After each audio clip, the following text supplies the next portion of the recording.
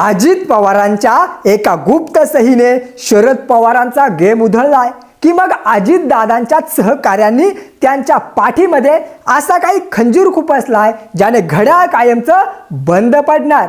Supreme कोर्टात सिब्बलांनी शिंदेच्या आमदारांची पिशे काढली खरी, परंतु पडद्यामागे शरद पवारांच्या हातात एक असा विषारी मास्टर स्ट्रोक लागलाय ज्याने अजित पवारांचा घड्याळ आता त्यांच्या हातातून थेट हिसकावून घेतला जाणार आहे। आणि अजित दादांच्या निधनानंतर पक्षात नक्की असा काय भयंकर कांड घडलाय ज्याने शरद पवारांची बाजू एका रात्रीत भक्कम झाले आणि अजित पवार गटाचा पुरता कचरा झालेला आहे।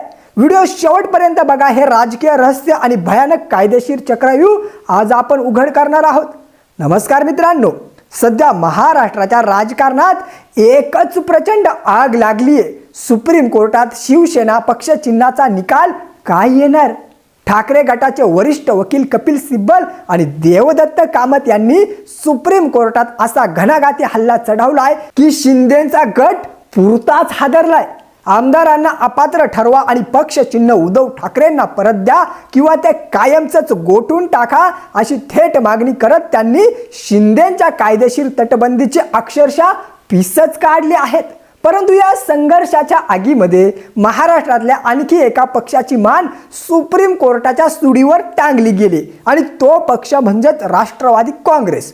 2023 मध्ये राष्ट्रवादीत भूकंप झाला, फूट पडली आणि निवडणूक आयोगाने राष्ट्रवादी हे नाव आणि घड्याळ हे चिन्ह अजित पवारांच्या गटाच्या जोडीत टाकून दिलं आणि याच्याच निर्णयाविरोधात शरद पवार गटाने सुप्रीम कोर्टात थेट आव्हान दिलं होतं।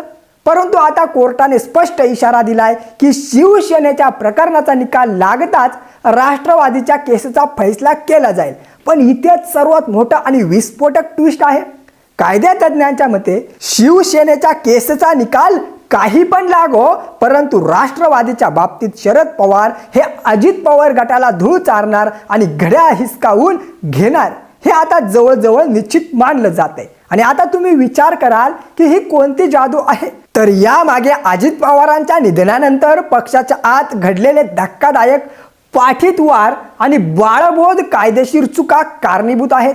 28 जानेवारीला अजित पवारांच्या अकाली निधनानंतर 26 फेब्रुवारीला सुनेत्रा पवारांची पक्षाच्या राष्ट्रीय अध्यक्षा म्हणून घाईघाईमध्ये निवड करण्यात आली। परंतु या निवडीच्या पोटात असा बॉम्ब फुटलाय जो थेट शरद पवारांच्या पठ्ठ्यावर पडलाय। पक्षाचे ज्येष्ठ नेते आणि माजी राष्ट्रीय सचिव सच्चिदानंद सिंग यांनी स्वतःच्याच पक्षाच्या विरोधात उघड बंड पुकारत नोटीस धाडले। सुनेत्रा पवारांची निवड ही संपूर्णपणे घटनाबाह्य आणि बोगस आहे।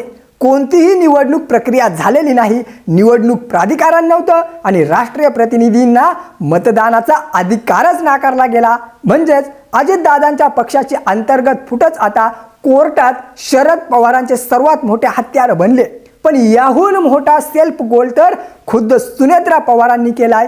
राष्ट्रीय अध्यक्षा झाल्यावरती सुनेत्रा पवारांनी निवडणूक आयोगाला एक पत्र पाठवलं आणि म्हटलं की अजित पवारांच्या निधनानंतर मी सूत्र हाती घेईपर्यंत प्रफुल्ल पटेल आणि सुनील तटकरे यांनी निवडणूक आयोगाशी जो काही पत्र व्यवहार केला तो पूर्णपणे अमान्य आणि बेकायदेशीर मानला जावा।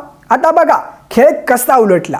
तर 26 फेब्रुवारीला जेव्हा सुनेत्रा पवारांना अध्यक्ष बनवण्यासाठी राष्ट्रीय अधिवेशन बोलवण्यात आलं होतं तेव्हा त्यांच्या अध्यक्षपदाचा प्रस्ताव प्रफुल्ल पटेल यांनीच मांडला होता आणि त्याला अनुमोदन सुनील तटकरे यांनीच दिलं होतं।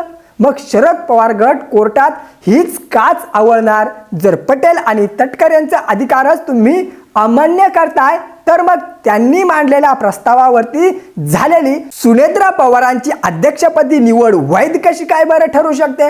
आणि त्यांची निवडच बेकायदेशीर आहे आणि या एकाच मुद्द्यावरती सुनेत्रा पवारांचे अध्यक्षपद हे हवेत उडणार आहे। आणि इतकंच नाही तर निवडणूक आयोगानेच आता सुनेत्रा पवारांच्या गळ्याला तास लावलाय। पक्षाच्या घटनेत परस्पर कलम 6, 12 आणि 32 तसेच 36 मध्ये फेरफार केल्याप्रकरणी आयोगाने उत्तर मागितलंय आणि अधिकृत ठराव जमा न केल्यामुळे अजित पवार गटाची कायदेशीर पॅन्टच काढली गेले। शिवसेनेच्या वेळेस निवडणूक आयोगाने फक्त आमदारांचं संख्याबळ पाहिलं होतं, पण आता राष्ट्रवादीच्या बाबतीत शरद पवार गटाने पक्षाची मूळ घटना तंतोतंत पाळली आणि शरद पवारांच्या अध्यक्षपदाला पक्षात एकाने सुद्धा आव्हान दिलेलं नाही। त्यामुळेच आता सुप्रीम कोर्टात तांत्रिक आणि घटनात्मक मुद्द्यांवरती शरद पवार असा मास्टर स्ट्रोक मारणार की अजित पवार गटाच्या हातातून घड्याळ निसटून कायमचं बंद पडणार। तुम्हाला काय वाटतं मित्रांनो, सुनेत्रा पवारांचा हा भयानक सेल्फ गोल शरद पवारांना घड्याळ पळत मिळून देणार का? तुमची प्रतिक्रिया आम्हाला व्हिडिओच्या कमेंटमध्ये नक्की सांगा। व्हिडिओ आवडला असेल तर लाईक करा आणि आपल्या यूट्यूब चॅनलला सबस्क्राईब करायला अजिबात विसरू नका।